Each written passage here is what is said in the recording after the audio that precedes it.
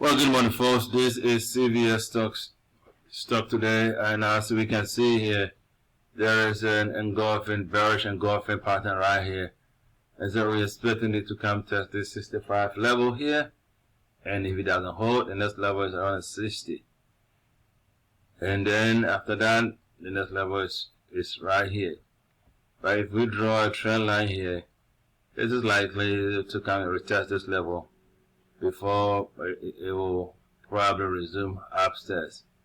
If we look at the monthly chart, you can see there is a series of resistance on that level around 75-ish level, and so we're expecting this one come retest here and then probably come back retest the low before it continues its journey. So those of you who want to buy, I would say wait for the pull back to the 60-ish level, and then you can join the upstairs run.